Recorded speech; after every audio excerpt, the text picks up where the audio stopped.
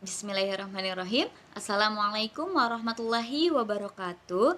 Bagaimana kabarnya teman-teman di rumah? Semoga selalu dalam keadaan sehat walafiat ya. Alhamdulillah hari ini teman-teman bertemu kembali dengan Ustazah Lia. Sebelum kita memulai pembelajaran hari ini, alangkah lebih baiknya kita membaca doa terlebih dahulu agar pembelajaran kita hari ini dapat dirahmati oleh Allah Subhanahu wa taala. Ustazah Lia izin memimpin doanya ya. Kita berdoa terlebih dahulu. Sikap berdoa, tangannya diangkat, kepalanya ditundukkan. Doa sebelum belajar. Bismillahirrahmanirrahim. Rabbi zidni ilman warzuqni fahman. Artinya, ya Allah, tambahkanlah ilmu kepadaku dan berikanlah aku kefahaman. Amin. Nah, teman-teman, sebelum kita memulai pembelajaran, Ustazah Lia izin mengingatkan kembali pijakan pembelajaran bersama Ustazah Lia. Ada beberapa pijakan yang harus teman-teman ikuti. Yang pertama, pastikan teman-teman mengikuti pembelajaran dari awal hingga tuntas. Yang kedua, pastikan teman-teman fokus mendengarkan informasi yang akan disampaikan. Yang ketiga, pastikan teman-teman duduk siap dan duduk tegap. Dan yang terakhir, yang keempat, pastikan teman-teman merapikan kembali alat-alat yang sudah teman-teman gunakan. Nah, hari ini kita akan membahas mengenai tema 2, subtema 1 mengenai bermain di lingkungan rumah. Nah, di sini Ustazah Lia izin menjelaskan terlebih dahulu apa itu lingkungan. Di sana sudah dijelaskan dalam surat Al-Furqan ayat 48 sampai ayat 49 yang artinya, dialah Allah yang meniupkan angin sebagai pembawa kabar gembira sebelum kedatangan rahmat-Nya, dan kami turunkan dari langit air yang amat bersih agar kami menghidupkan dengan air itu negeri kami yang mati, agar kami memberi minum dengan air itu sebagian besar dari makhluk kami, binatang-binatang ternak dan manusia yang banyak. Dari penjelasan surat Al-Furqan ayat 48 sampai ayat 49 itu adalah bahwa manusia haruslah selalu bersyukur atas nikmat yang telah Allah berikan. Tentunya nikmat tersebut senantiasa kita jaga, kita rawat, dan kita lestarikan agar manusia setelah kita atau orang-orang setelah kita dapat menikmati nikmat yang Allah berikan tersebut. Nah, selanjutnya Ustazah Lia akan menjelaskan mengenai bermain di lingkungan rumah. Nah, di sini ada pengertian bermain. Bermain adalah melakukan sesuatu untuk bersenang-senang yang merupakan kegiatan untuk mengisi waktu luang. Nah, bermain di lingkungan rumah merupakan kegiatan bermain yang dilaksanakan di lingkungan rumah atau di sekitar rumah. Nah, apa itu rumah? Rumah adalah salah satu bangunan yang dijadikan tempat tinggal oleh makhluk hidup. Siapa saja makhluk hidup? Ada manusia, ada hewan, ada tumbuhan, dan ada yang lainnya juga. Nah, selanjutnya kita akan belajar bahasa Indonesia kelas 2 mengenai sifat benda dan bentuk benda. Nah, di sini Ustazah Lia akan menjelaskan satu persatu dari sifat benda terlebih dahulu, kemudian bentuk benda. Nah, di sini ada sifat benda. Sifat benda itu ada berbagai macam sifat benda. Yang pertama itu ada sifat benda yang kasar, ada yang kedua itu sifat benda yang halus, dan yang ketiga itu ada sifat benda yang cair. Nah, di sini Ustazah Lia akan membahas satu persatu dari benda yang bersifat kasar, benda yang bersifat halus, dan benda yang bersifat cair. Nah, sekarang akan dibahas terlebih dahulu. Yang pertama, benda yang bersifat kasar. Benda yang kasar merupakan benda dengan permukaan yang kasar. Permukaannya itu kasar. Karena permukaan yang kasar ini, maka benda ini tidak mudah tergelincir dan mempunyai daya cengkeram yang kuat. Jadi ketika teman-teman menyentuh atau memegang benda yang memiliki permukaan yang kasar itu, maka teman-teman tidak akan mudah tergelincir benda tersebut, dan juga ketika teman-teman mencengkeramnya atau menyentuhnya itu akan kuat. Nah, selanjutnya ada beberapa contoh dari benda yang bersifat kasar. Yang pertama yaitu ada pasir. Pasir ini memiliki tekstur atau sifat kasar. Nah, selain pasir, ada juga batu yang memiliki tekstur atau sifat kasar. Nah, selanjutnya yang kedua, Ustaz Zali akan menjelaskan mengenai benda yang bersifat halus. Benda yang bersifat halus adalah suatu benda yang memiliki tekstur halus, lembut, dan jika dilihat terlihat rata sehingga memiliki kesan tersendiri. Nah, di sini juga ada beberapa contoh benda yang bersifat halus. Yang pertama itu ada kapas.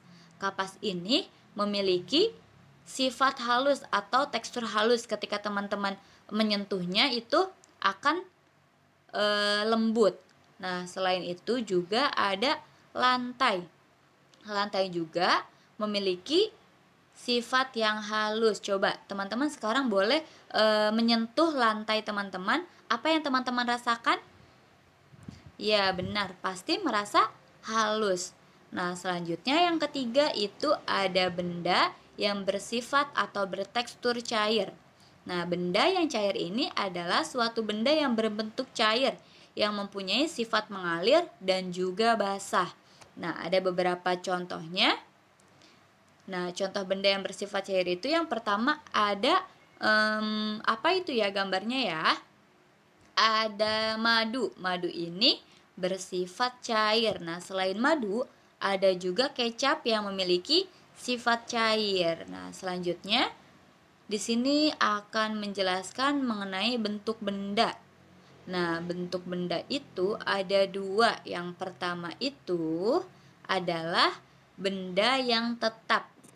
Benda tetap ini jika dipindahkan tetap sama dan tidak berubah bentuknya. Nah, kemudian yang kedua itu ada bentuk benda yang tidak berubah. Nah, bentuk benda yang tidak berubah ini dapat mengikuti wadahnya dan bentuknya itu tidak tetap. Ketika teman-teman memindahkan satu benda ke dalam satu wadah, nah bentuknya itu tidak tetap dan akan berubah mengikuti sesuai dengan wadahnya. Di sini Ustaz Zalia akan memperlihatkan contohnya bentuk benda yang tetap. Nah, di sini ada contoh pensil. Pensil itu adalah contoh benda yang tetap. Nah, ketika Ustaz Zalia akan memindahkan pensil tersebut ke dalam satu wadah, contohnya akan dipindahkan ke dalam gelas. Maka si pensil tersebut tidak akan berubah bentuknya.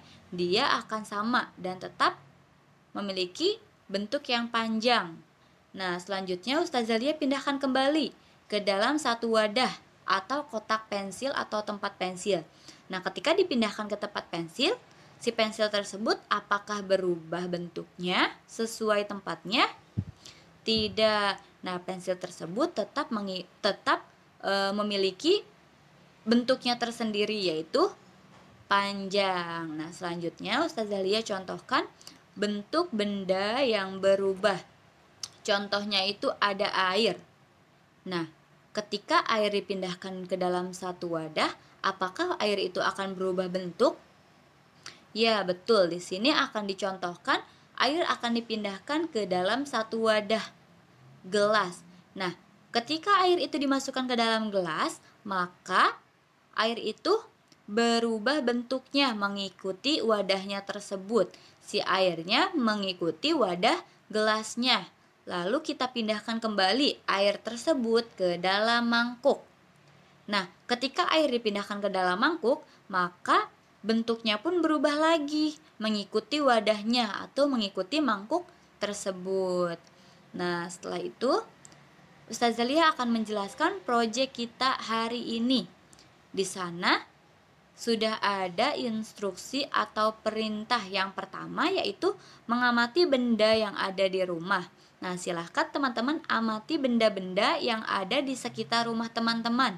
Nah, kemudian yang kedua, klasifikasikan benda yang sudah teman-teman amati di rumah berdasarkan sifat atau teksturnya. Contohnya di sana sudah ada di nomor 1. Di sana ada nama bendanya kursi. Nah, kira-kira tekstur kursi itu apa ya teman-teman? Ya, benar, kasar. Nah, silahkan teman-teman lanjutkan mencari atau mengamati benda, lalu teman-teman klasifikasikan benda tersebut berdasarkan sifat atau teksturnya. Silahkan teman-teman mencari 10 benda di dalam rumah teman-teman. Lalu teman-teman tuangkan ke dalam format seperti yang Ustazah Lia formatkan di dalam PowerPoint ini atau video ini. Nah, selanjutnya kesimpulan. Nah, kesimpulan dari pembelajaran ini yaitu bermain adalah melakukan suatu bentuk bersenang-senang yang merupakan kegiatan untuk mengisi waktu luang teman-teman. Nah, ketika kita bermain, ada banyak tekstur atau sifat benda yang dapat kita temukan. Ada yang kasar, ada yang halus, dan juga ada yang cair. Nah, selain itu juga bentuk benda juga beragam. Ada bentuk benda yang tetap dan ada juga bentuk benda yang berubah. Nah, dengan mempelajari tekstur atau sifat benda ini, kita bisa lebih bersyukur atas nikmat yang Allah berikan. Kita dapat merasakan nikmat dari satu anggota tubuh kita, yaitu telapak tangan kita. Dengan kita bisa membedakan benda yang berdasarkan tekstur atau sifatnya itu. Nah, mungkin cukup sekian yang dapat Ustazah Lia sampaikan. Kita tutup pembelajaran hari ini dengan membaca hamdalah bersama-sama. Alhamdulillahirrabbilalamin. Segala puji bagi Allah, Tuhan semesta alam. Amin. Terima kasih teman-teman. Wassalamualaikum warahmatullahi wabarakatuh.